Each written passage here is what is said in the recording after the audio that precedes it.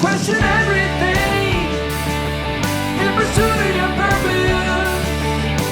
Ask yourself, what if?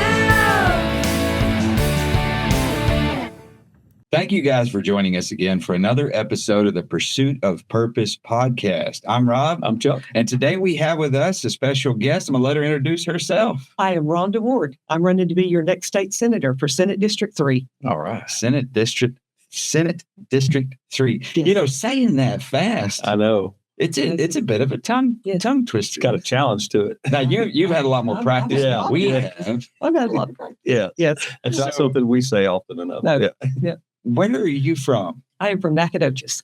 Nacogdoches. We've had several friends and guests on the show from Nacogdoches. Oh, In fact, I hate to say this, y'all don't hold it against me, my friends, but one of my favorite guests is a guy we lovingly refer to as Dr. G. He's an import model. Okay. He came over here from Ukraine Mhm. and he immigrated the right way. Yeah. Right. Yeah. He started out as a foreign exchange student. Then he came here and went to college there. Mhm. Okay. All the way. Yes. PhD. Wow. And then he worked there also Yeah, at he the worked same there. time. That's right. That's right. And now he's superintendent up at Diboll. Okay. Well, that's in my Uh, Senate District. Yes. So he is County. he's moving on up. You know, Yes. we're really proud of him. Yes. His story is Yes. amazing. Yeah. But so where were you actually born? I was born in Houston. And when I was 16, my dad wanted to move to the country. And he always came to St. Augustine, East Texas, to visit his grandmother. And so my parents looked around for places to buy in East Texas, and they settled on a property that was a house in 180 acres Oh, wow. in Shelby County. Nice. And so, and of course, Center, Texas was the address, but we were 18 miles from the city of Center and 21 miles from the city of Nacogdoches. So, yeah, I was thrust in the middle of the country. And yeah, and From the even city. calling Center a city is oh, yeah, that's probably a stretch, but Yeah. you know, that's my hometown. That I Yeah. went to high school there, and Okay. that's where I met my husband. So it's it was a good move. Of course, you know, at 16, you're just kind of thinking, I don't think this is too good a move, but you know, you just it's God has His plan. So Mhm. and boy, we- he does, doesn't yes, he? I don't yes. know why the show Green Acres comes to mind. Oh, Yeah. it probably when could they, have been. when Eddie Albert moves her out to Yes. the country, and, Yes. and Yes. she's like, "This is it."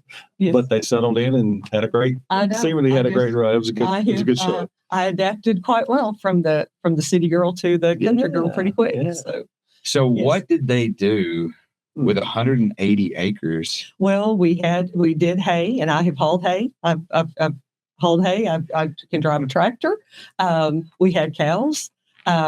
You know, we just they wanted to just get away from the city limits, from Houston. We didn't even live in the city limits of Houston when we moved. I didn't know it at 16, but we lived. Right. We actually lived in you know, of course, all of it's Harris County, but we actually lived outside the city limits even at that time. What side of But Houston? Northwest. No, oh, okay. Aldine. Yes. I went to Eisenhower to high school, to middle school, and part of high school. So anyway, So most of your formative years you did spend there till in 16. the northwest side of Yes. Houston. Mhm. Yeah. Okay, Yeah. that's pretty cool. And Yeah. how about siblings? I'm the oldest of 4 girls. The Trailblazer. Yes, the Mm. oldest of 4 girls, no brothers. Yes. Mm. Yes. 4 girls. Your poor Yes. dad. I know. So Dad had to teach 4 girls how to work a farm. I got a 22 rifle when I was 14 years old for Christmas. Yes. And I remember I had my junior NRA certificate, and I was so proud of that. At the same time, I was modeling for Foley's in Houston. So I was a versatile. Wow, you were both ends of the spectrum. Yeah. there. Quite eclectic. Yes. And so, Yeah. but yeah, I helped him. I remember we rebuilt a motor in my mom's car one summer, and he would get in from work, and I helped him do it. I learned to hone pistons. He taught me what was it? It takes spark, fuel, and fire. A spark, fuel, In air. and yes, and Mhm. combustion. Combustion. Spark, Yeah. fuel, and combustion for a Yep. motor to run. Yep. And I still remember that. And I was about That's 17 when he was 17 years old when I helped him do that. He So had some anyway, mechanic yeah. skills, some tractor skills, some Yeah. rifle skills. yes. All right. So I'm curious. So being the oldest of 4, Mhm. what was discipline like in your childhood home? Oh, my mom was an only child, but I tell people, now, how I don't know, you hear these, I hate the girls are like princesses, that term was never used in our home. And I tell people, I knew I was loved, very loved, but it was also, you weren't that special. Do you know what I'm saying? Yes. You were, yes. I was like, to me, I look at it now and we've got the tail wagging the dog. And in our house, the tail did not wag the dog. So it was for 4 girls. She used to always say, I'm raising young ladies. Nice. So that was always her. Well, good on her. Oh, yes. No. And we were all, like I said, we've all, there was a time that she said, they say that you should give your children roots and wings. And she said, I kind of wished I hadn't taken the wing thing so serious, so well, because we did. We went out on,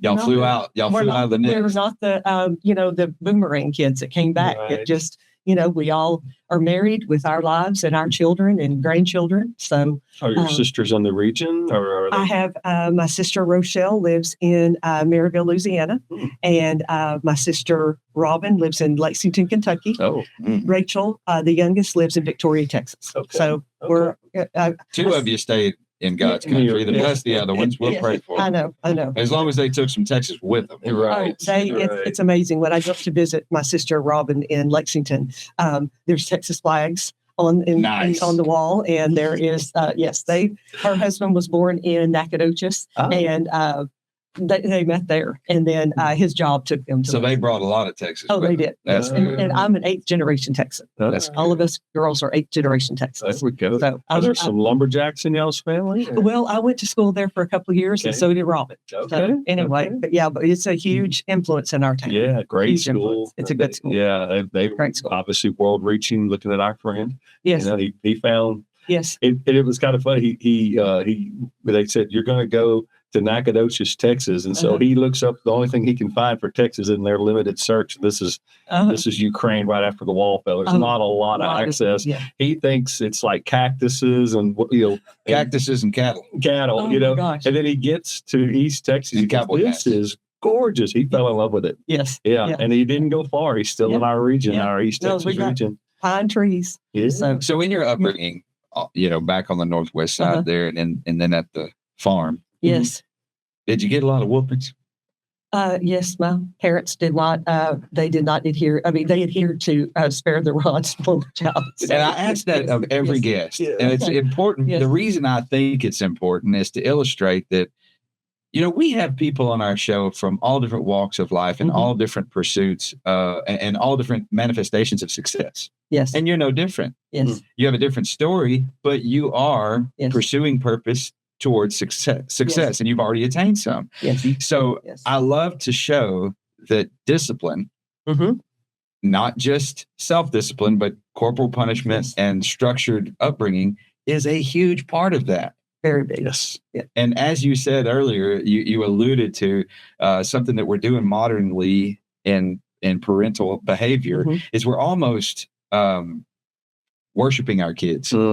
Almost. Absolutely. We are taking it to where Mm-hmm. we're pandering to them rather than structuring them. Right. And I believe it's a dangerous. It's very pattern. dangerous. So I love to ask those questions to No, see it's very if, dangerous. And people like yourself. We didn't. My husband was raised the same way I was, as far as he was the oldest of 3 children, and he was raised very similar as far as very much discipline in the household. And then I have 2 sons. And I remember, I'm the oldest of 4 girls, and we couldn't say stupid growing up. We had to say, that's silly or something. We couldn't say, mother was very, you couldn't say somebody told a lie. You had to say they told a story. So, really, it was just, and I remember, my son, Chad, and he'll probably listen, he will listen to this. He was my child that pushed the envelope. Oh my God. Well, you got to have at least one. Oh, we did. And we did. And he was my first, thank goodness, because I was young enough to handle that. But I remember hearing, that's why kids need a mother and a father. And I absolutely think that is what's wrong with our society right now. It's a big part of it. The family unit is broken, and it shows in everything from our schools to our jails to every walk of life. But I do know that, I just remember thinking there was times that I thought he was a little hard on him, and I said, well, couldn't you have said that nicer? And he was like, I'm raising men. And I was like, okay. And so then and I've said this to a lot of young women and especially this generation, let your husband raise your son to be a man because you can't. That's a big fact right there. As much as you think you can, you can't. Right. You're a woman. Right. Let him raise that. And I have two amazing sons. That's awesome. Men. I have two amazing men.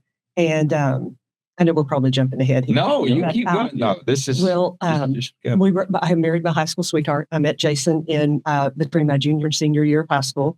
His dad was a cattle buyer, and then he's a cattle buyer. So it's not like I moved from Houston and then married the banker's son. Right. Oh no. I fell in love with the cowboy. But now my dad rode bulls at Simonton in Houston. So okay. It wasn't like it was a stretch for me to. I mean, my dad's always cowboy hat. I mean, the whole thing. So anyway. But we met during high school, but we also went to the same church. We went to White Rock Missionary Baptist Church, at a little country church. And but anyway, we married right out of high school, and we were married 44 years. But he passed away in January of 24, a little over 2 years ago. He had pulmonary fibrosis, and we're talking about raising men. My brother-in-law from Kentucky, David, was there, of course, was a pallbearer. And they were flying back a few days later. And he said, Rhonda, he said, I talked to both of the boys. And I said, you call me, anything you need. And then he said, Rhonda, they're not going to be calling. And I said, what do you mean? He said, Jason has prepared them very well. Come on. That's awesome. So, that is. Yeah. And I was like, and he was right. Yeah. They have, of course, we've all grieved over that. I mean, my gosh, it was my husband and the love of my life, and then their father. But I think, and I have a lot of people ask me this about how am I doing this now. I know exactly where he is, but I knew the moment he took his last breath where he was. I mean, like I said, we were always. We were both Christian kids. We were probably nerds in high school. He was a rancher guy, but I remember graduation night, my parents said we could stay out till 1:30, stay out past midnight. And we were back at my parents' house by like 11:30. And we were like, it just wasn't a thing for us. You know what I mean? It just wasn't our thing. And we were just like, we're good. We'll just go back and watch John Wayne movies with my dad, So that's what we did. Yeah. But that's, like I said, I agree with you about the children of where we're at now with these. And it's amazing that my boys are now raising, my oldest son, Chad, has a daughter that's 16, and then two boys that are 8 and 7. And then Dylan has two boys, and they're 5 and 7 right now, but they're almost 6 and 8 in the next month. So, but they're raising their children very similar to the way they were raised. And it's, there's discipline, there's boundaries. It's not catering to the children. And I'm thankful for that. Well, your sons and their families are definitely testaments to those values. That's good. Yes. It's also, it's really great that before your husband transitioned to his next adventure, he got to know and meet his grandkids. Oh, yes. Yes. He was Papa J. That's really good. He was Papa J. And he was a great Papa J. That's good. You honor him well, the way you tell your story. Oh, okay. So well, he's well done with that. Well, I met him just before I turned 17. So I actually met him when I was 16, and he was a great man. You guys grew through life together. We did. We did. And my mother said that. She said, when she was praying about it, when Jason said, we wanted to get married, and my mother was like, they're just so young, And then she said, Lord, I just pray that they will grow old together, That's a good prayer. And so she kept praying, and we did, So how many years married? 44 years. Wow. Yes. Yeah. Wow. When you talk about our relationships with children, as a counselor and some of the coaches, I try to remind these parents, I said, you really shouldn't idealize or idol worship anything, much less your children. Right. But they get that confused because they think if they deny them or deprive them, but for better reasons, then they're hurting them. I go, oh, the contrary.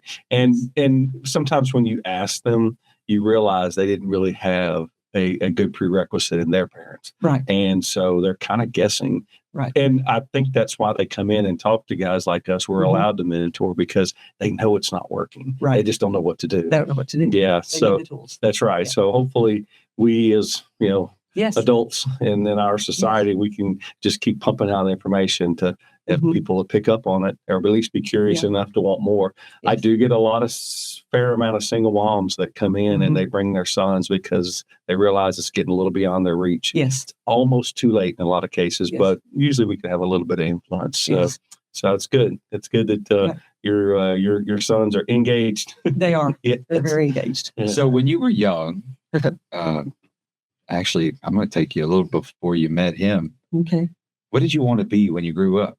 Like, Well, say, when you were 10, 12 years old, what did you think you I wanted was to be? always I always liked law or criminal justice. I remember this is, you know that you're in my high school yearbook, people I went back and read some stuff and it said, don't take life so serious. And another one said, you need to relax. And one of them said, don't be so tightly wound. And I'm thinking, God. and I'm reading all this going, was I really that, I was very focused, Okay. on, just very focused. But then I was also very aware that I was the oldest. Hmm. And, then you set an example for your siblings. And I took that very serious. Wow, that's not actually common. Yeah. The older sibling doesn't always take it on themselves to live as an example. Oh, no, my younger sisters call me a mother superior. When I would do something, or I would say, I would look at them and go, you are in trouble. They would go, okay, mother superior. Oh, that's So, great. Anyway, yes. But I was always trying to save them from something usually, Right. So, I mean, Oh. from getting a spanking or getting grounded or something, So, Oh, we need Yeah. siblings to put us to the test. Oh, I know. Yeah, to yes. keep us humble. Yeah. Yes. Mm. But they are my biggest cheerleaders. So you wanted to go into some form of law, or you I- thought you did. I thought I did. Yes. So what did you do? Well, we got married right out of high school. Yes. And I was in college when Okay. we got married, and I finished that first semester. And then I look back and realize, I thought, I think we did the Charlie Kirk thing before it was cool, because we got married and we started a family, and then we built a business. And Okay.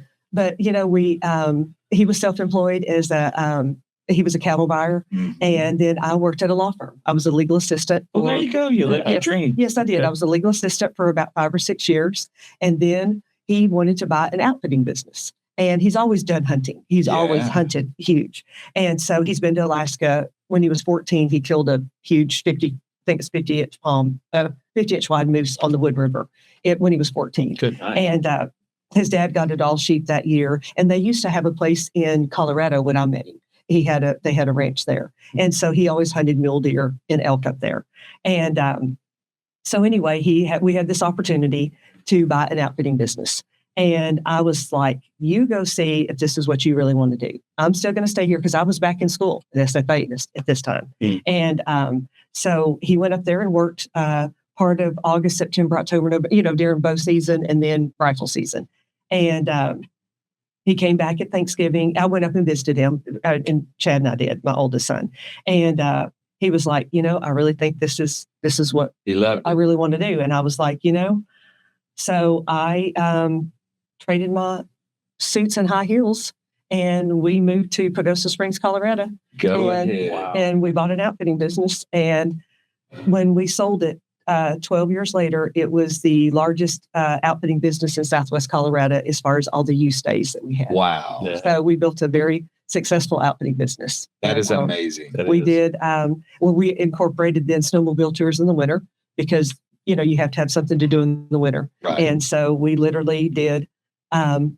Most people said we had a dream life, A there. charmed life. a charmed life Yes. anyway. But it was all, when we left, we both, he was in the truck and trailer with the horses, and because we had some horses there, but then we bought several horses, and I was in our vehicle pulling a travel trailer, and we both had Post-it notes on our steering wheel or on the dash that said, faith is making a decision with no guarantee of success.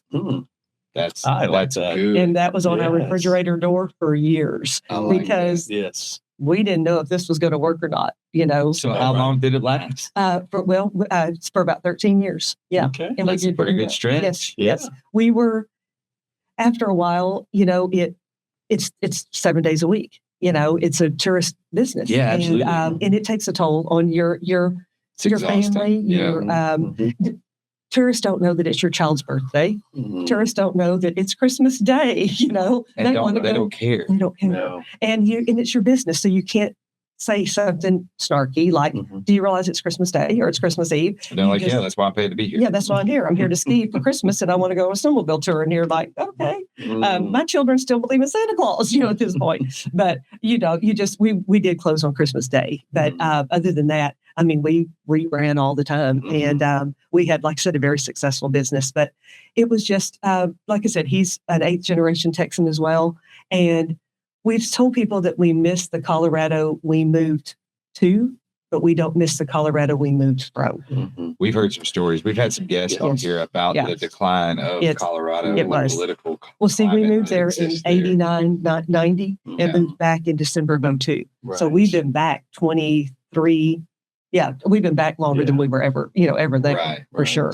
But we made some great friendships. We ran cattle also while we were there. We had 3 ranches. We ran about 1,000 head of cattle while we were there. Wow. So anyway, that was. So he didn't get away from the cattle business. Oh no, he was never going to. It was in him. It It's was in him. No, it's bred in him. No, Yeah. you're never going to get. He was never going to be away from the cattle business. So. Yeah. So once y'all got back, what was the next? While we were there, about a year or so before we decided to put the outfitting business on the market, I had ran into a friend of mine. I was kind of getting to the, knee deep in testosterone stage. Okay. I've got 2 sons. I'm in an outfitting business, and I'm like, this is a lot of, testosterone here. You need something to do to escape. Yes. And so a friend of mine, our youngest son, was at the Lutheran school. That's where he went to school. And the lady I'd met there, she said, she was a real estate appraiser. And she said, I need somebody to help me. I'm moving my office from home to a building that she had leased. And she said, I need somebody to help me with that. And you're really organized. And because we were on PTA together. And I was like, yeah, I'll help you with that. And so I helped her, organize, get the file cabinets over. And I had a drill. I could put the desk together. She was like, I can't believe you know how to do that. And I'm like, oh yeah, no, I can run a drill. And so I put truck. Oh yeah. Yeah. I was like, yeah. So I put the desk together. And so then I was telling her about being a legal assistant, and then I had been, before that, I worked in a bank and worked in the mortgage part of the bank. So it was kind of like, and the law firm I worked for, we did real estate law. So we did title policies and we did closings. And so I remember receiving appraisals, and I knew already knew about deeds of trust and warranty deeds. I mean, it was pretty much almost a natural segue for me. And so she said, I think you could get your appraiser's license. You need to get that. And I was like, well, what does that involve? And she said, well, you have to apprentice. And that's why there's not a lot of appraisers. You have to apprentice with someone. You literally are with them 24/7 for almost a couple of years. And so, so I said, well, yeah, I'll see about this. And so I remember, Jason and I discussing it, and because I wasn't going to then be at the outfitting business. He was going to be there, taking payments and, having people sign releases and doing all that. And he was fine with it. He said, we've had our eggs in one basket for too long, as far as both of us working the one business. And so I was like, okay. And I remember kind of backing up in about January of, that would be 2001, I think it was, or 2001. I remember calling my mom and saying, I just don't know if I want to go back to because in the summer we actually moved to the headquarters. It was at the base of Wolf Creek Pass, a beautiful place. And I said, I just don't know if I want to go back. And I said, I know I could walk in any bank tomorrow and get a job. I know I could work in any law firm tomorrow and get a job. I said, but that's not really what I'm looking for. I don't really know what I'm looking for. And so I called her in April and I said, oh my gosh, Mom, you will never guess this opportunity. I said, it just fell in my lap. And she said, what have you been praying for? And I said, oh my gosh, you're right. I've been praying for, because it wound up, Lynn her son went to school there, and her deal was family first. So we only worked school hours. We both took the boys to school in the mornings. We did appraisals during the day, and at 3:30 we were gone. And we both picked up our kids, and we were home. And so I was like, this is perfect. So then I went to CU in Boulder and got my appraiser. I took all my classes there, and then I took my test in Colorado. And then we decided in the fall of 2002 that we would put the outfitting business, just see what would happen. Well, it sold pretty quickly. And then we had already sold our house, and we had some land that we were going to build on. So we were actually renting a place. And we were like, you know what? Let's just go back. Just go back home. And because Texas was always home, you know. And so we did. We went back home, and Texas has reciprocity with Colorado. So I was able to just transfer my appraisal license, and I hung my shingle out in the first part of 2003 and never looked back. And Jason I helped him with the outfitting business as his assistant, because he had the outfitter's license. And then we came back to Texas, and he said, I held the license, and he helped me. So that's great. Yeah, we worked together our whole time, our whole marriage. We worked together. And I know for some couples it doesn't work. It did for us. You know, we worked very well together, and respected each other's strengths and weaknesses. And, you know, but it was great. Never even had a fight that whole time. Oh, never. There was never a fight. Never. Just, you know, sunshine and rainbows. Right. Every day. Yeah. So, I'm glad we're in a almost 2 foot thick concrete so box. The lightning can't come through here. Yes. Yes. But This is where the boys shake their head. They're like, yeah. No.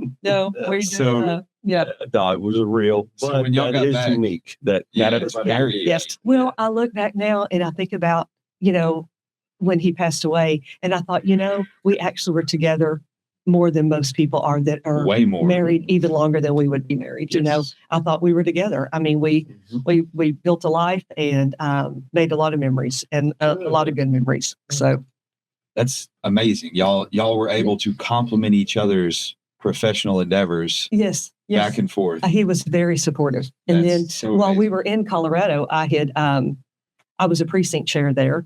And then we had a good friend that wanted to run for county commissioner, and it was an open seat. And he said, I need a campaign manager, and I want you to do this. And I was like, okay. And so I was his campaign manager, and he won. And so then the next time the sheriff was up for reelection, and he had an opponent, and he said, I want you to help me with that.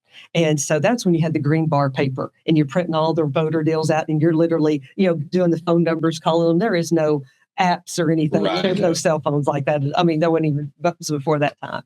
And so I was already involved back then in the 90s, you know, with early 90s with, and I've always voted. My first presidential election was for Ronald Reagan. And I remember loving to vote for him. And I've voted for a Republican ever since. So, you know, but anyway, that kind of gives you a little bit of idea. Then I was also president of the rodeo board there for several years. And actually, have you heard of the Red Ryder and Little Beaver comic strip? No.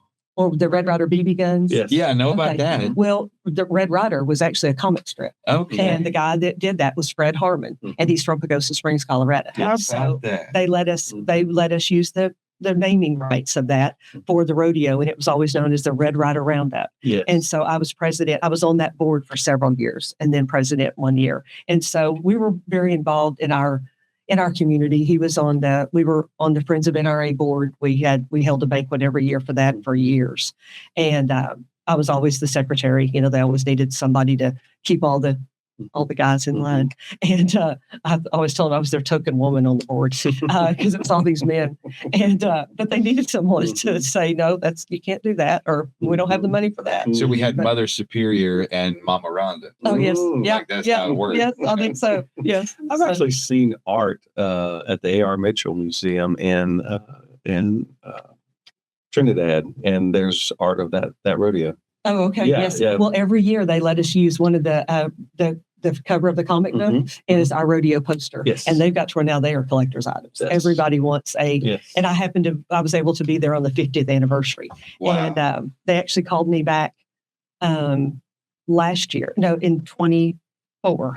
Yes, in 24, they called and they said every year they do a Red Rider Award, or they don't do it every year, but they do a Red Rider Award. And they called me in May and said, we were going through all the old records and realized, when we became a nonprofit, you were the one that helped do all that. And I was like, yes. And they said, you've never gotten this award. And I said, it's been 20 years, And I said, well, you don't do it for that. Right. I was like, well, I'm fine. And they said, no, we really want to do this. And so, of course, I always am, like I said, God probably gets, real tired of me sometimes, but because I'm just always talking to the Lord about something. And I had actually been called just a few weeks before. A friend of mine in Colorado said, I want you to come visit, in July. And I said, well, it'll probably be July before I could probably get there. And she said, okay, I want you to come. Well, that was probably April or so. Mother's Day weekend, my daughter-in-law's there, Holly. And I said, I think I'm going to call Leslie and just tell her I'm not ready yet. That's going to be too hard. Jay going the first time without Jason. And we had so many good memories there and just so many great friends. And she said, well, she calls me Mom a lot. She goes, well, Mom, that's up to you. If I can understand you want to wait. And so Memorial Day, 2 weeks later, I get this phone call that July 4th is when the Red Rider Rodeo is. And I was like, and I hung up the phone and I could see my husband. I thought, he is saying, he was a rip the Band-Aid off kind of guy. I mean, you just do it. You don't prolong it. You just do it. And I thought, you know what? He knew there would never be a good time. I would always put it off and put it off. But how do you tell people, well, I don't think I really want to come be presented this beautiful handmade buckle, and honored in this way. Yeah. And so I waited a couple of days and I called him and I said, okay, I'll be there. And so my youngest son and his wife and my 2 little grandsons, went up ahead of them, but then they came and they were there. It's a 3-day rodeo, and all 3 days it was on the arena, it's one of the largest outdoor arenas in the West as far as the size of the arena. It's a very large arena and it's beautiful background with the mountains and all. But so I just everything you just see God's hand in everything. I see it in every day of my life. So that I went, and so now it's like I've been. I was able to go. My family was with me. So now the next time I go back, it's going to be the first time's already happened. Yeah. So. Well, that's so good. Yes, that is. Yeah. And you honored him well in that experience. Yes. He was there with you. Oh, yes. Oh, yeah. That is beautiful. Yes. So are you still doing appraisal work? Pretty well suspended that in about July. I thought I could do some on this campaign, but you can't. And so I do have another appraiser. I have an appraiser that works for me, and she's pretty well taken on most everything. So you mentioned campaign. So you were introduced to politics a long time ago. Yes. Oh, yeah. But you were working with other people most of that time. Yes. Is that correct? Yes. Yeah. When was the first time that you yourself decided, not just when, Yes. but how did that happen? Well, I was in Republican. I joined Republican Women, Nacogdoches County Republican Women. Okay. And I just was like, my gosh, I have found my people, And so I waited till my son was out of. I'm one of these. When we moved from Colorado back to Texas, I wrote 6 letters of resignation from boards that I was on, and only one had to do with my son. And there's 10 years between the boys. And so I was like, I knew myself, and I knew that I always give 100 to 110%. I mean, I was the people you call when you need something done. And I thought, you know what? This in dress rehearsal. I don't get this time back with him ever. That's right. And so I said, when he was 10 years old, when we moved back to Texas, and I said, whatever I do will involve him. And so he was involved in Little Dribblers basketball. We became basketball parents on the weekends. And then he got very involved in shooting sports. And so he was doing all these, matches on the weekends and trap and skeet. And so he shot, like I said, shotgun. And so we started doing that. We became the 4-H parents, with the shotguns and going to all these meets. And then he started team roping. And so which we always had horses. Chad, my oldest, did breaststock riding in high school rodeo in Colorado. And then he He calf roped some. And then, so we still had Chad's calf roping horse. And so Dylan started, heading on that horse. And he was like, man, he just fell in love with it. And so then we start going to team ropings and all this all through high school. And then we became the rodeo booster club, college booster club parents, because he went to Panola on a rodeo scholarship. Okay. And in Carthage. And so we became that. Well, probably between somewhere in there after high school and between college, I was like, okay, it's kind of mom's time. As far as what interests me. And I was always keeping up with, city council races, county commission, local, and then of course always the national scale that we'd always see on TV. But I joined Nacogdoches County Republican Women, and immediately they were like, you can be the membership chairman. And I was like, okay. And so I did that. And then I think I was in there a couple of years and I became president, and I was president for 3 years in Republican Women. And my first year was in 2020 and COVID hit. I was installed in January. COVID hit in March, and we had about 40, 45 members, I'd say. And by July, we had over 100 members. And so we have maintained that level ever since, of over 100 members, that are actively engaged. That's impressive growth quickly. Yes. Yeah. And and I did run for county. I had already filed for county chair in December before Jason was in the hospital. And when he passed, it wasn't enough time to get my name off the ballot.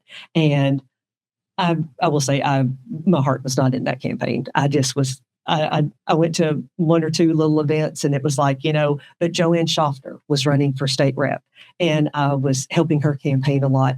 And I just think, you realize it's easier to help someone else do something. At that point, I was ready to help someone else. And Joanne won her campaign, won her seat. And so I was like, we had a victory in that. So, and then I just, like I said, was president of Republican Women. And then in July of, I want to say 23, that was June or July of 23, Janice Holt called me, who is the state rep, now in the Hardin. Do you know Janice? Oh, I know. Okay. Yes. Janice called me and said, I'm going to run again, for the seat that was held by Ernest Bales. She said, but I'm on the state Republican Executive Committee, which I knew she was because she had spoken at our club many times, and I knew her and David Covey. And so she said, you're the first person I thought of to take my place. And I was like, wow. I mean, because I knew that was 18 counties. I knew it was, but I knew Nacogdoches was right in the middle. So I remember, Jason and I talked about it, and I said, what do you think about this? And he said, I think you do it. And I said, well, it's going to be a lot of traveling. He said, well, I love to drive.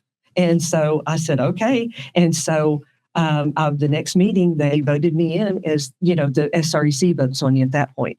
And so I fulfilled her term, her unexpired term. But then Jason got sick. He was diagnosed with pulmonary fibrosis before that, but we thought we were having a handle on it, and things just didn't go our way. He got a lung infection. We were actually in Baylor in Dallas, so I was glad that we were at the best facility on earth for him. We were actually there being interviewed and, seeing if you were a candidate for a lung transplant. And wow. And 2 days before our appointment, he developed a fever. And we just said, well, we'll just let him look at it at Baylor. And we got there on December 26th, and he passed away on January the 8th. And so it just wasn't like I said, if, as y'all all know, if prayer could heal everybody, we wouldn't have a sick person. We'd have no cemeteries. You'd have no cemeteries. And I remember someone telling me that about children that are drug abuse. They said if parents could pray children out of that, we wouldn't have any. And I thought that's very true. So, but I was still on the executive committee.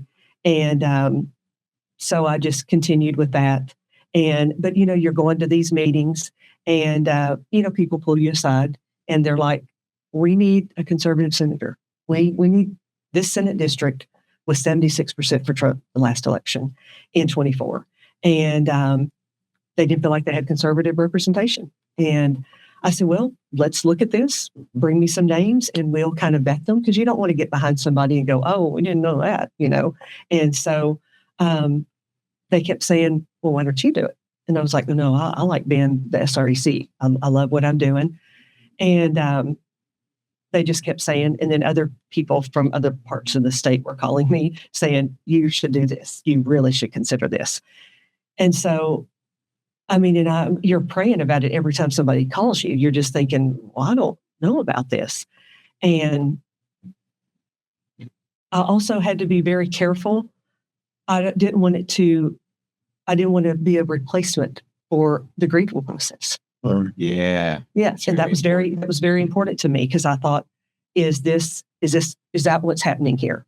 And so I mean, it was a long process. Mm-hmm. And I just said, Lord, if this is what you want, you will open doors and I'll walk through those doors. And I did not pray to be a senator. I prayed for his will. There you go. Because that's all we can do. And That's profound. And that's when it became maybe an asset to your grief. I think it was, because you have no idea the people that I have encountered in this journey and the women that have had that you've talked privately to, that I would not share their stories right now. It's been amazing to me. And there's times all campaigns, you're like this, you're a roller coaster, and, you'll be about right here. And then my phone dings and I look at it and it's a phone number I don't know. And it's a Bible verse or a prayer. And it's somebody saying, just thought of you today. And I'm thinking, wow. Yeah. And I just, it does. It keeps you, it's that fuel you need to keep going. It's very humbling. It is. Yeah. It is. When you see when you see the Lord working and it's only from him, it's not from man. And I know the results of this race are the Lord's, but I am working hard every day. Well, what I find to be fascinating is that you have an opportunity, regardless of the outcome of the race necessarily, win or lose. This is a growth process for you. Yes. And I don't know for such a time as this, as you're being prepared for the next incarnation of you. Yes. Well, that's a fact either way. Yeah. Like this is a big reinvention for Rhonda Ward. Yes. It's one of the things I teach in my grief program is at some point there has to be kind of a re-identity. And a lot of things remain, but a lot of things have to change. Yes. It's just, I mean, Jason's influence isn't as it was. It's still there. It's just not as it was. So that means there's a bit of a void. Well, what's going to take that place? And I can think of anything better than service, whether it's a ministry or public service or whatever. But that's usually the best place to start. Yes. And there can be self-care. I don't have a problem with that. But there really needs to be an outpouring. Right. And if you can find channels for that, people are, I think they win. And that's what I've seen for a quarter century. That's when they win. He says a quarter of a century. Now, what you didn't know, or I don't think you knew, is Chuck is actually a grief therapist. Okay, that is his specialty. I didn't know that. Okay. That's actually how Chuck and I became friends. Okay. All right. My wife and I needed grief counseling, and he was our counselor. Oh, my gosh. And through that process, we developed a good friendship and now a working relationship. So when he says all that stuff, he doesn't say it lightly. He says it with extensive experience. Yeah. Well, good. Yeah. All right. Well, that's what. Start adding numbers. You're thinking, how long? Yes. Where you realize you have to have a purpose. Oh, absolutely. You have to have a purpose. And this is my purpose right now. And so, there you go. And that's where I'm at with it. So it's been, I announced May 30th, and I just have hit the ground running, and just, like I said, it's a very large geographic area. It's it goes up to Athens or Gun Barrel City in Henderson County, and then all the way down to Orange, Beaumont, and over to Houston County, Crockett area, and then Toledo Bend, Sabine River is the eastern boundary. And it's very large. I was already covering it, though, for almost 2 years. So it really wasn't a shock to me of how big it is. So you mentioned the SREC, and for our listeners and viewers, would you tell them what that is? It's the State Republican Executive Committee. Okay. And there are 31 Senate districts in Texas. And kind of a fun fact, 31 Proverbs and 150 Psalms. There's 150 state reps. So anyway, that's what I've always been told is how Texas came up with their number. And And of course, the number will never get larger. Only the number of people you cover does. Well, there's about 31 million people in Texas. So each Senate district covers about 1 million people. Isn't that fascinating? But the Republican Executive Committee has 31 men and 31 women from each Senate district. So I was the committee woman, and Dan Hunt was the committee man. And he lives up in the Athens area. He has stepped down to run for office. And so Lydia Covey took my place on SREC, and Chris Bro took Dan Hunt's place. But we're like the board of directors, and we run the party in between conventions, because during the convention, the delegates run the party. Right. Because we're a grassroots organization. We're from the bottom up. We don't tell you who your presidential nominee is going to be. We let you pick it. And so during convention that week, they set the rules that we're going to go by for the next 2 years. They set the resolutions. It's just the rules and the bylaws of the party. And so, but in between that, we have meetings quarterly, usually in Austin. And in between that, we have Zoom calls. But at convention, the delegates all vote on the things that they would like to see the Republican Party, or rather the Republican elected officials, tackle during that next legislative session. And it's our job then, we're then divided into those committees. And election integrity was one of the issues, and so was banning taxpayer-funded lobbying. And then property tax was actually it was just missed the cutoff by like 0.5%. Well, I'm a real estate appraiser, and our chairman is Abraham George of the Republican Party. And he said, let's go ahead and do a committee on property tax. That is just a huge thing. Yeah. And so I was on 3 committees, and we read every bill that comes in that has to do with election integrity or property tax or banning taxpayer-funded lobbying. And then we meet and we decide which bills fulfill the legislative priority. Which ones do the delegates want us to do? And then we send those bills to the House reps and the senators and say, these are the ones we're going to get behind. And we vote as a body, as a committee, but then we put it to the body to vote which ones we're going to support as legislative priorities. And that's how bills get the whole deal of stop sexualizing Texas children. That all started on the grassroots level. And banning the books in the schools, that all started it. And that was all your SREC pushing that legislation and saying we're taking nothing less than this right here. And I wanted the audience to hear that. Yes. Because they see the SREC stuff on social media. They hear the abbreviation, the term a lot. And a lot of people have no idea. I've served as a delegate. I've been involved in all this stuff. But I think it's great to educate the audience about this kind of thing. Yes, that was well presented. Thank you. So I've got a big question for you. Okay. Are you a success? Do you consider yourself successful? Yes. Good. Yes. There was just a little hesitation. Yes. But you said it. Yes, because I just feel like you're a success when you're a follower of Christ. There you go. That's great. That answers the next question. I was going to ask you, what does it mean to you to be a success? And it's a follower of Christ. That's as good as any. I couldn't imagine a better answer. I know where I'm going.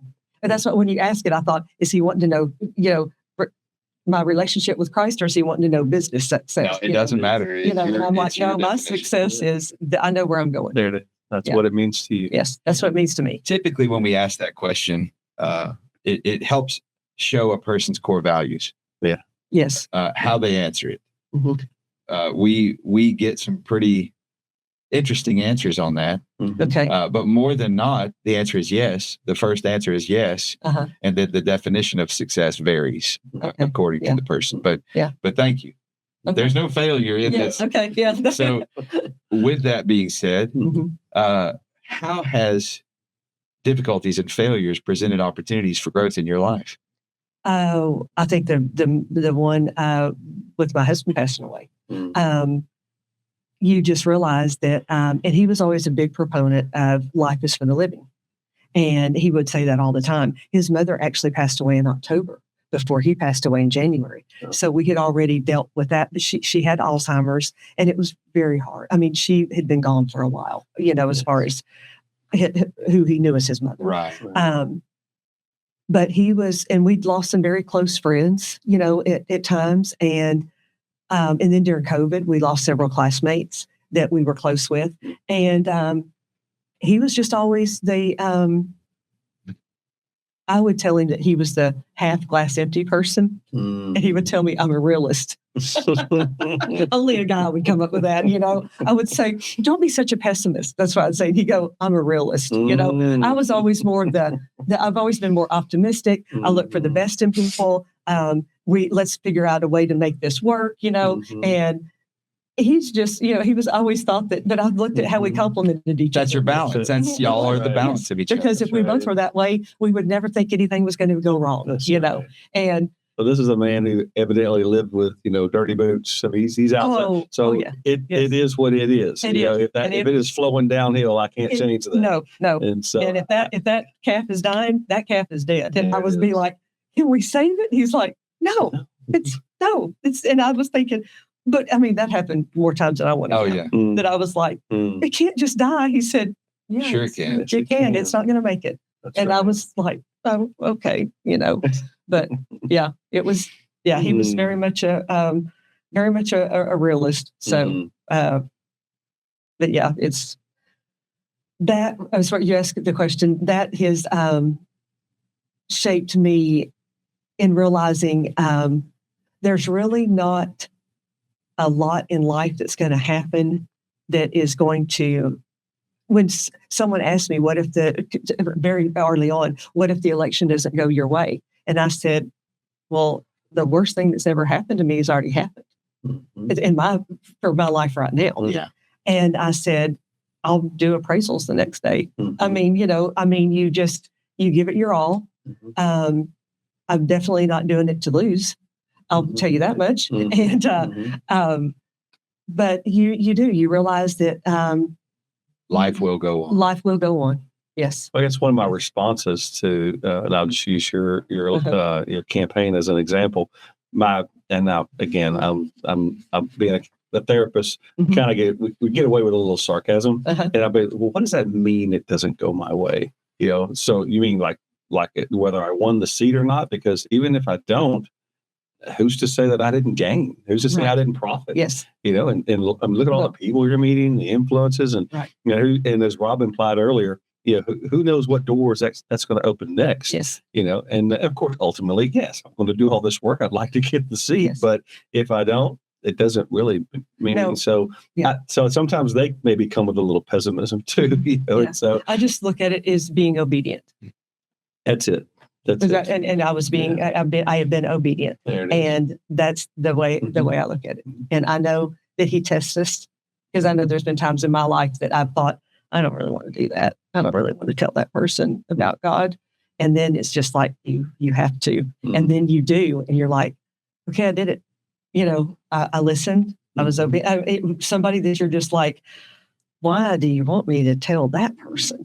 I mean, you're just, because it's, it's not in our comfort zone, right? To say, do you know the Lord? Or what's your relationship with Jesus? And they just kind of look at you, and then they just start talking, and you're just like, okay, I did it, and to me, that's the whole deal of being obedient. And that was the deal with this race. I put it off and put it off and put it off. And I just kept thinking, there's somebody else is going to come along. And then I was reading my Jesus Calling book that week in May, and I still have I've copied it and then laminated it, and it's in my car. You're wanting to determine the outcome, but you don't realize I determine the outcome, and it's already done. And so I remember reading that, because we all want to determine our outcome. That's human nature. We want control. We want control, and we want to know we're going to get that W. And so I was like, okay, I will do this. So, and what we so often fail to see, and I know that you'll be able to relate to this, so often the loss is the win. Yes. We just don't know it in the moment. Yes. And then you look back and you realize, yes, that's what I needed to shape me to become this. Yes. Yes. And were it not for that, I couldn't have been here. No. Right. Exactly. And I would estimate that if Jason was here right now, he'd be extremely proud of you. And everybody texts me that a lot. I get that a lot from old family friends, especially. They'll say he is so proud of you. And so, and he was always, behind the scenes saying, he didn't talk a lot. and which that was another deal. We kind of compliment each other. He was more of a quiet guy. Now, if you got to know him, he was actually very funny because he was just very funny. We called them Jasonisms. Some things he would say, and you would just think, who comes up with that? Who would look at that way? But he did. So we complimented each other a lot. So that's good. I have this idea that on more than one occasion, it's like, I need you to call them and talk to them about this. We can talk about what to say, but you're going to be the voice for our family. Yes. Or if you're at a store, you're like, hey, go there and ask them. Yes. I was the talker in my marriage. And so that I got that many times. Hey, go ask that lady in that smart where to find this. I'm like, you can talk to her. But I realized later that was my job. Yes. Because I could talk to anybody. Yes. So that's playing your role. Yes. Yes. Yes. So thank you. Thank you for sharing your life with our audience, with us, through us. Thank you for the journey that you've been on so far. I know. It's been a journey. Thank you for offering yourself at the altar of public service. Because that's what this is. Yes. It's you take the slings and the arrows, and I have a prayer tribe in Nacogdoches, and we met yesterday, and actually, State Representative Joanne Shocker, I believe she does a Bible study at the Capitol. And we were part of her prayer team. And it's my prayer team. And but Psalms 91 is our Psalms, is what we pray. And it's so humbling to see people praying over you. Isn't that something? It is something. And I've been to several churches that have invited me to speak. And I'm just like, and I tell the pastors and I tell the congregation when they're leaving, be thankful your pastor let me do this, because there's a lot of them that they don't want in the political realm. And you have to remind them it's because of our free speech that you can speak about the politics in the church, And so it's been amazing. And then at one of those churches, they prayed over me. And I was like, it's so humbling. It's so humbling. And I've usually been the control person. I was usually the person, we need to pray over these people. And I remember, in your prayer life, we tend to pray for other people. And there's times that I've had to remind myself to pray for myself. Because, I've got my prayer journal of the people I'm praying for. And then I always make my notes when the prayer was answered. And I love that, to be able to say, that person was baptized on whatever day, or healthy baby born in the day, and, but I don't know, but I think it's in all of us that we're not real good about praying for ourselves. So with that in mind, on that same sort of train of thought, you helped a lot of campaigns, as you described, since the early 90s and going on through.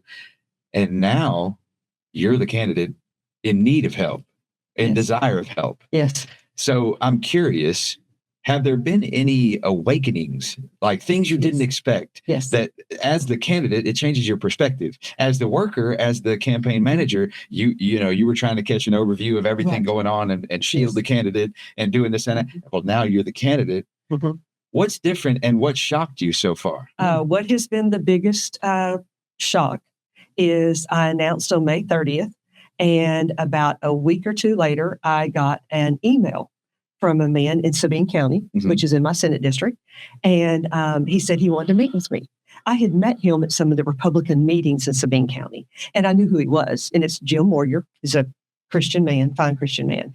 And I didn't know that at the time. We'd never really talked about God or religion. We were talking politics, And so he called and said, I want to talk to you. And I was like, okay. So my friend Kay and she's the one that drives everywhere. Thank goodness, because I do not need to text and drive at all. But anyway, we went over there, and he had already checked with some people, emailed people, and said, I want to help with your campaign. And I said, okay. He said, I would like to see a conservative senator before I die. And he's in his 80s. And he said, I know it's going to start off with $1 million. And of course, I'm sitting on the little sofa there, and I was like, okay. I knew he had donated to several campaigns, but nothing like this amount of money. And I had no idea he even had that kind of money. And so I was like, well, he goes, nope, I've already done some research. You have to have name recognition. You have to have a campaign consultant. You got to have this. And I already knew a lot of that. But the part that's the God thing in this is I had already called Jessica Cologne. She was Trump's coordinator in 24.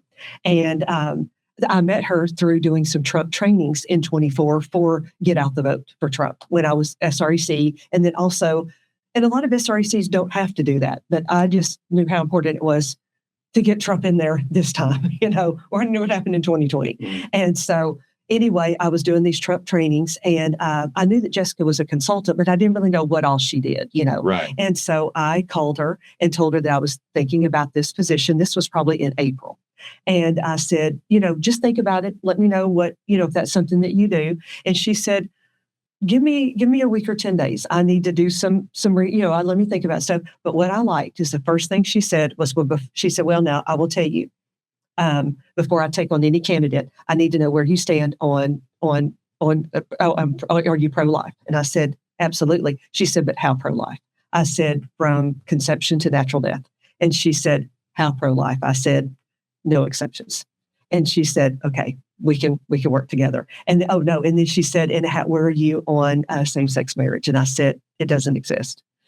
There's only a man and a woman. And she said, okay, I like that she asked me. It wasn't like, oh, I have this potential for a candidate now that I've gotten really into this just to make money. It was like, no, they have to have these core beliefs before I'm going to even sign up. She didn't give you the ingredients. She asked what you had inside. Yes. I like that. Yes. And so she then said yes, that she called me back and said, okay, I think there's, because I asked her, is there a path? I mean, I'm not a Pollyanna. I mean, thinking, oh, I'm going to do this, but there's no path to victory here, And so she had done a lot of research and all, and she said, I think there's a path. I think there is. And I said, okay. And so I didn't even tell her about the phone call with Jim because I didn't know what it was going to be. And plus she's in Houston and I'm right there. I don't live an hour from him, where Sabine County is. And so we drive over there. He hands me this email. And how you can see who it was to and from. He got all this, the trail. And he said, I talked to a friend of mine and she reached out to a friend of hers that has more her pulse on the, the political world and wanted to know what it would be for someone to run for Senate. And it's Jessica. Yes. And I looked at him and I said, do you see who she reached out to? And he said, well, yeah, somebody. And he kind of looked over at me. He goes, yeah, some lady named Jessica. And I said, that's who I've hired as my consultant. And he said, oh no, I didn't know that. And and then you're just realizing, and there has been something like that on this campaign trail almost every day. That's fascinating. Well, you just go, oh wow. And of course, I will have to say, because the people watching this, he was raised in Port Arthur, went to high school here, graduated probably in the late 60s for him, or early 60s for him to be the age he is, and got a scholarship to Rice University, and then went to California, founded a semiconductor company, had a business partner there, and then moved back to Sabine County in 2012, take care of his mom. She passed away. He called him in California and said, I never liked it there anyway. I'm not coming back. So he retired from the company then. He owns no stock in that company. It is a worldwide company. It's publicly traded. It was founded in California, but its headquarters are Kirkland, Washington, and West Palm Beach, Florida. I've had all kinds of things. People asking me if I have money from China. Oh, I was wondering why you were telling that part of the story. Because they do have locations in North America, South America, Europe, and some locations in China. Okay. And it's a lot on social media that I'm taking money from China. So the guy, though, you said he doesn't have any stock left. He does not have any stock left in that company. And it's just it was a personal donation. It was a personal donation of his for me. Campaign. Yes. And he has now since given me more money. Wow. And this is, I will tell for the viewers there, it's very hard. And I know we all, as Republicans, we're aggravated at a lot of Republican leadership. But it is very hard when you have an incumbent or someone who's already been in that field, because all of your PAC groups, and your lobbyists and all, they're very incumbent friendly. And my opponent has PAC money and almost $1.5 million. And he started with $1 million. I mean, we're probably going to wind up at, I know we're over 2 million. And it's just, I don't think people realize what it costs to run a campaign. And for all of you, for y'all doing even what you're doing, y'all even you have more of a clue of what media cost when you do a media buy. And I have 3 media markets. Beaumont is considered the Houston market. Nacogdoches Falls is considered the Tyler market. And then Henderson, which is Athens, is considered the Dallas market. So you're doing 3 market buys for media. It's those mailers that everybody gets their mailbox back on March 4th for making a public service announcement. So I'm going to go ahead and say, thank God, Yes. because I'm going to tell you, my goodness, not just y'all stuff, but I mean, it's every day. Yes. We get something in our mailbox and the kids think it's fun. They have no idea. Like we have an 8-year-old, he's almost 8, and a 10-year-old, and they get a kick out of it. Look, it's somebody else. And, they really love it when it's somebody that's been on our show. They can say, and they're like, because the kids will put on YouTube on our, on one of our TV, the big TV in our living area, and they'll put our channel on sometimes. And they get the biggest kick out of it when they see that. There's something in the mailbox that they've seen on the TV. So that time's coming. Dad's a celebrity, but no, Dad knows people. That's all it is. Well, thank you so much for sharing with us your journey, your perspectives, your core values. And I've got a couple more questions that I'm going to ask as we close, and then I'm going to present you with some stuff. But as a person who's offered themselves up for public service, we're allowing you, when we get to this point, we're going to allow you to close our show. Okay. So get your mind wrapped around that. Okay. You're going to be given the opportunity to thank the viewers and then ask for their vote, if you will. So before we go any further, Chuck, is there anything you'd like to add? I'll just compliment. I appreciate you sharing with us and with our audience these moments in your life where you have embraced just the repurpose. I mean, the core values never change, but the environment changes, the opportunities come along, and I like the word that you use. It does put us to the test. It draws out whatever's in there. Oh yes. And if not so, if we see, I mean, you did well, but we see in other people not so good things come out, and you're like, oh, that's not good. Right. So you want some refinement in their life, but I appreciate you sharing that with us. And I like the repurpose. Yeah, because I've read some books, that I like that phrase. So you always, like I said, you learn something from, but I like the repurpose. Yeah, well, and life does that. I mean, the boys grow up and leave home. Okay, well, that makes a room, and something needs to take its place, and Jason and other things like that. Even your careers. Yes. So, but thank you. Appreciate you coming on thank you. and sharing more about you. Yes. Yes. We very much appreciate it. So I've got 2 questions that we close every show with. They're a tradition. And then I have a presentation, a couple of things to give you. You leave with souvenirs. So the first question is, if there's a person out there, a younger person, let's say they're 16, 17 years old, and they see this interview and they're inspired by you. Maybe they've seen you already, but then they see this interview and they're inspired by you. What advice might you give to them? Don't take yourself so serious. Have fun. It's good advice. Never.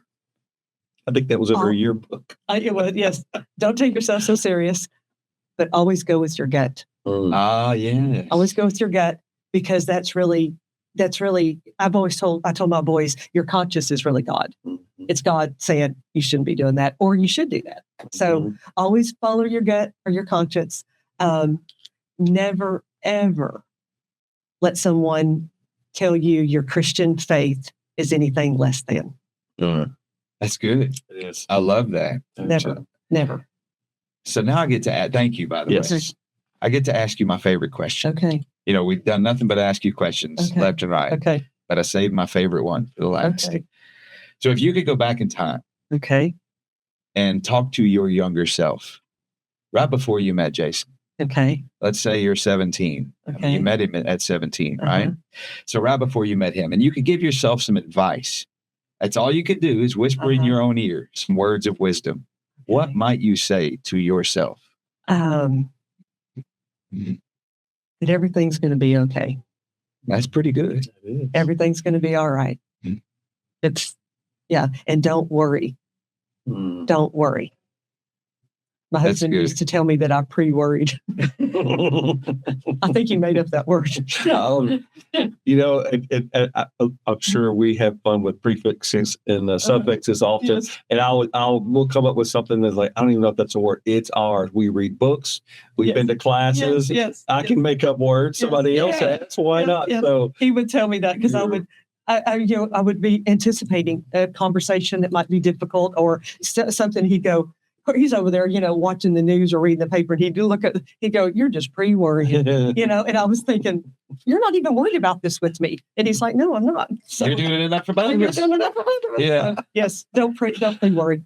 So, So I have two gifts for you. The Okay. first of which, as you noted when you came in, Uh-huh. you're in a vault. yes. It is the vault of purpose. We have so Okay. named it. Okay. And as many vaults do, this vault has money in it. Oh, We actually found the tree that grows money, the money. and we're going to allow you to pick Oh one my of the gosh. fruits Yes. of our tree my and keep it goodness. as your very own Yeah. souvenir. Oh my So you just gosh. grab it, pull it off, Okay. All right. and Oh, I love that. that's just one souvenir. And then Thank you. the other thing I want to give you is it's actually part of our practice. Uh-huh. This is for you, Okay. and inside is the gift. The little bag is not the gift. Uh-huh. Although it's clever and cute, but Yeah. it's not the gift. So inside there is a solid brass marble, Okay. and written around the circumference of this marble are some words, and I'm sure you're Okay. familiar with them. Do you know the golden rule? Yes, do unto others as you would have them do unto you. Yes. Uh-huh. So you are the newest member in the Golden Rule Club, and inside there is a description Uh-huh. And a charge for you. Okay. Now, most people have heard the Golden Rule and know the Golden Rule, Yes. whether they go to church or not. They've heard it, right? Yes. Yeah. But they don't know the rest of it. Did you know there's more? Well, yeah, there's always, my mother was huge on, you couldn't read one verse. She always said, read the verse above it, read the verse below it. Mhm. And I was always Mhm. like, because it was like the one on that you get a lot from the LGBTQ community of when the said ye without sin cast the first stone. Yeah. Mother said, read the next verse, go and sin no more. Yes. And she said, is it important? I remember that. And she was always very big on, she's still alive. So, Oh. And you're not being challenged to read that Okay. microscopic print unless you Okay. want to. Yeah, You're no, more I than can- welcome to. yes. Yeah. Oh. Yes. No, it's good. But Yes. the bigger picture, the bigger value to bring from this is the Golden Rule is intended to impart empathy Yes. into mankind. Mhm. And if you don't add the rest of the challenge of the Golden Rule, then you don't get the empathy. Because if all we do is unto others as we would have done to ourselves, we're still only thinking about ourselves. Right. Yeah. So the rest of the Golden Rule is it's do unto others as you'd have them do unto you if Mhm. the roles were reversed. Reverse. I saw that. Yeah. So Yeah. empathy is Yes. the goal of the Golden Right. Rule. There it is. So now, you being the newest member of the Golden Rule Club, you are charged and challenged with carrying that on your I will. person at all times as a reminder that in every endeavor you build it Yeah. upon empathy. So thank Mhm. you for everything that you're doing. Well, thank y'all. And we thank our audience for Yes. allowing us to become a part of the Yes. pursuit of their purpose. And at this time, Okay. we're going to let you Okay. So this close the is my show. little stump speech. This is and Okay. and you can tell them whatever you want if you want to Okay. tell them how you differentiate or how you earn their vote. Okay. I'm Rhonda Ward. I'm running to be your next state senator. I am the conservative in this race. Like I cast my first vote for Ronald Reagan. I have always voted Republican. This Senate district was 76% for Trump, and all of you deserve a true conservative senator to represent the conservative will of the people. I am a mom. I'm a grandmother. I'm a small business owner, and I am a fighter for the people of Senate District 3. We need East Texas and Southeast Texas values in Austin and not the other way around. And we have to let Austin know that we have everything the rest of the state needs. Senate District 3 is ripe with timber and oil and gas and water and cattle, and the rest of the state needs it. And we need to make sure you have a senator that's going to preserve that for you, But if you want to monetize it, someone that's going to help you in that journey. And I will be the fighter that the people in this Senate district need to represent the conservative will of the people in this Senate district. Vote Rhonda Ward for state Senate, RhondaForSenate.com. And if change is what you want, I'm your change maker. Thank you. Very good. Yeah. Question everything.